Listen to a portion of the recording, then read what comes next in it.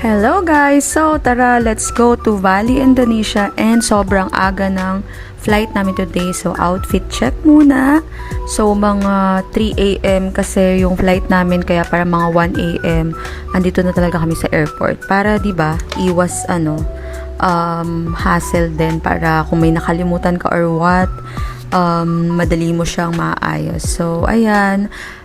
Okay naman lahat, nakapasok na rin kami agad, immigration check, mga luggage namin is okay naman, walang problem. So, ayan, nagpapalit na rin pala kami ng money. So, doon na lang kami dito sa airport na lang kami nagpapalit. Aga ko gumising, hindi na nga ako nakatulog. Pero we're going to Bali. And then, ang boarding namin is 3:45 a.m. Oh my God. Walang tulugan. Diretso tour na agad pagdating. Excited yun. So, yun na nga guys. We're going to Bali, Indonesia. And January ko pa to na-book. So, DIY trip lang talaga to. And then, naghanap lang ako ng tour guide sa Bali. So, local talaga yung nakuha kong tour guide. And kausap ko na siya since January ata. So, hopefully okay naman yung transaction namin. And yun, waiting na lang kami ng boarding. So, 3:45 a.m. yung boarding namin. Excited to Bali. Mainit din kasi doon guys. Parang Pilipinas. So, galing tayo sa mainit. So, punta rin ulit tayo sa mainit na lugar.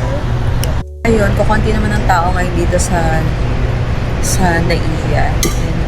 Medyo tahimik, hindi chaotic ang Naiya ngayon since it's madaling araw pa.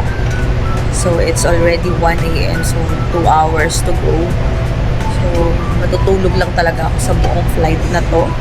So, good luck to us. Sana may energy pa later sa tour.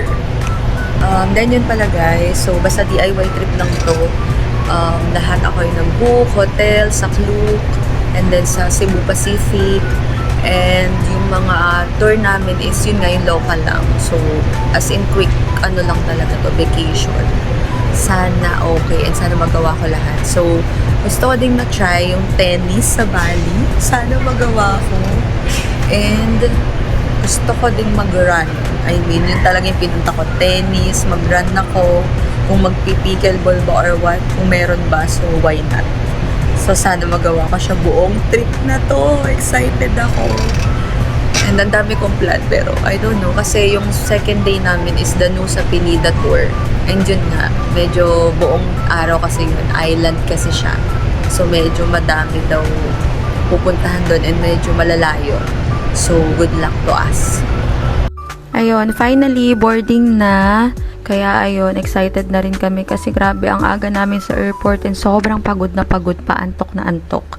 Pero yun nga, akala namin as in dire-diretso na yung pagpasok sa plane. Pero pagdating namin doon sa may pinaka-entrance, Diyos ko naman, sobrang pila pa rin pala and hindi pa rin kami pinapasok. Siguro mga 15 minutes pa rin kaming nakatayo, waiting na i-open talaga and papasukan. So, sobrang haba na rin talaga ng pila.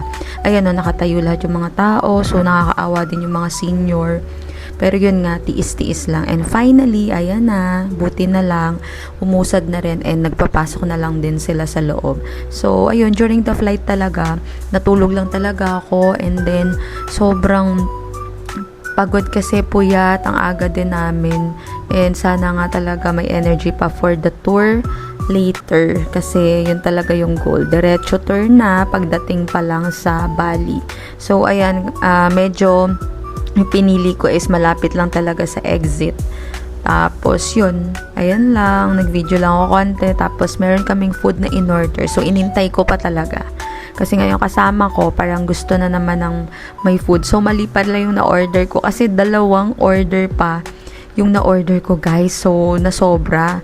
And ayan, ang ganda ng mga clouds sa labas. Sobrang init na since malapit na rin to. So, as you can see, ayan, sobrang init talaga niyan. And ayan na, landing. Sobrang excited na rin.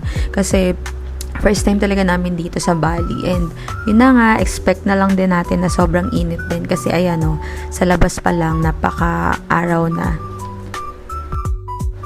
And yun na nga guys, yun pala, before arrival dito sa Valley, kailangan kayo fill up ng arrival form na kailangan, syempre nasa bahay pa lang kayo mag-fill up na kayo and may QR code yun.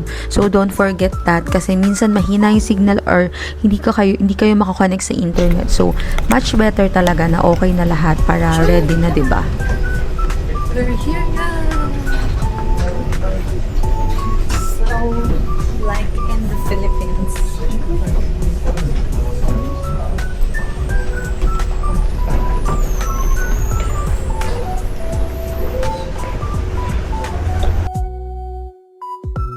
Yun na nga, pupunta na kami sa immigration. So, ang haba din pala ng lakarin dito sa airport. Pero ang tahimik lang, sobrang linis, sobrang lawak ng airport nila. Tapos, ang dami ring CR. Bawat talaga, kung mag-CR talaga kayo, ayun, hindi siya siksikan. And ang linis-linis ng airport nila, actually. Tapos, para siyang sa Thailand, na sobrang haba talaga, bago ka makapunta sa immigration. So, ayan, sumunod na lang din kami dun sa mga kasama namin na dun sa plane. Kaya, ayan, lakad-lakad lang tayo ng medyo mahaba.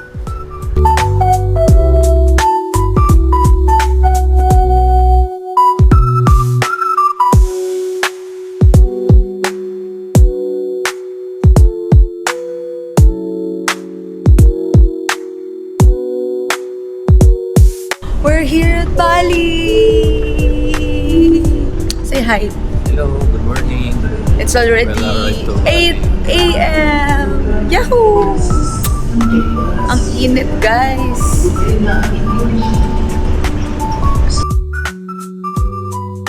So, ayun na nga, finally, andito na kami sa immigration area. Tapos, meron silang e-gates din. Pero nag-try kami talagang hindi makapasok. So, doon na lang kami sa merong nag-a-assist talaga. Kasi, ayaw ang tagal-tagal. So, doon pa kami unang pumila. Kaya natagalan din kami. So, much better pag dito kayo, doon na lang kayo sa merong mag-a-assist. And, doon sa e-gates kasi, ewan ko nag-e-error talaga pag mga foreign passport eh. Pero yun nga, tuwang-tuwa lang din ako doon sa airport nila kasi sobrang lawak. Parang imagine yung i-compare mo siya dun sa NAIA. Parang isang diretso lang talaga. Pero dito grabe, parang nasa hotel. Tapos hindi pa siksikan or maybe kasi madaling araw or umaga pa lang to. Pero sobrang organized din and ang bilis din naman sa immigration and anything. Wala namang ibang mga tinanong or what. So, sobrang smooth lang din ang transaction. So, ito naman yung sa luggage namin. So, iniintay lang din namin na lumabas yung luggage kasi andyan na naman sila. And yun. So, ay, sawadi ka tuloy sasabihin ko. Hindi pala sawadi. Ay, hindi daw. Ay, doon, dito.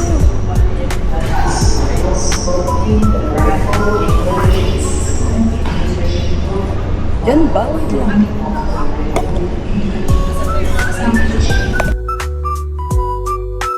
And dyan, after nung claiming ng luggage, ayan, maraming money changer and may mga bilihan din naman sa labas. So, ang daming mga SIM card din, if you need SIM card.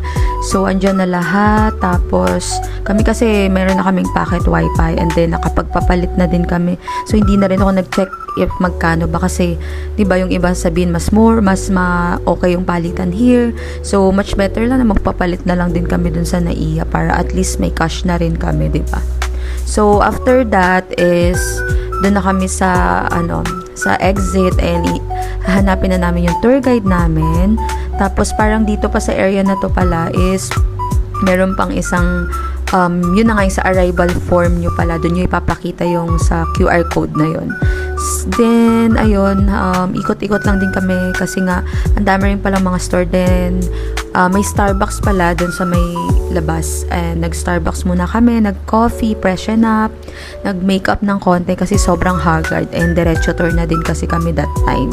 So, ayun, marami pa rin mga restaurants. So, if you are hungry or what, you want to have a breakfast or mag-take out kayo para at least on your way to your tour, medyo okay naman. And kami nag-Starbucks lang din kami. And since medyo tamad pa kaming gumala and bumili ng anything kasi kakarating pa lang, ayan, we just check around lang yung mga stores. Pero madami talaga, ang dami pa rin mga stores dyan sa paglabas mo or bago ka, yan, pumunta dun sa pinaka tour guide, Tapos, ayan, may Starbucks. So, ayan, inayos muna namin yung mga gamit namin dyan.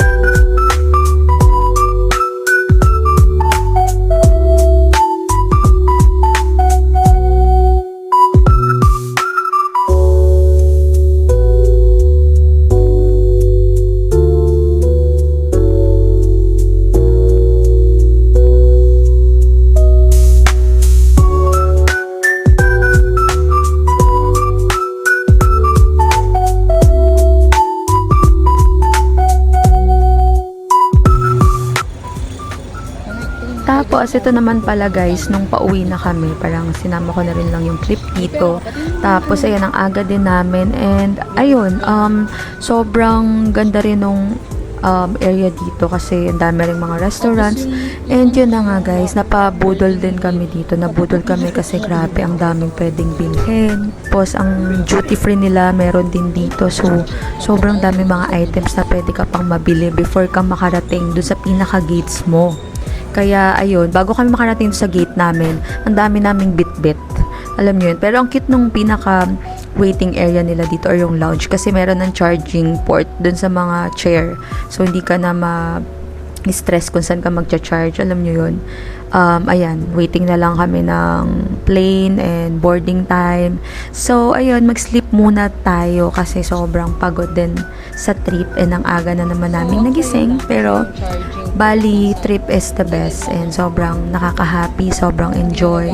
Gusto ko siyang balikan again next year or basta ang dami kong hindi napuntahan So, ang dami pang bucket list, ang dami pang city na pwede mong puntahan kasi hindi kami masyado nakapag-beach and ang dami nilang magagandang accommodation, mga villa na ang gaganda ng view. Yun yung gusto kong puntahan. So, ayun, bye! See you again, Bali!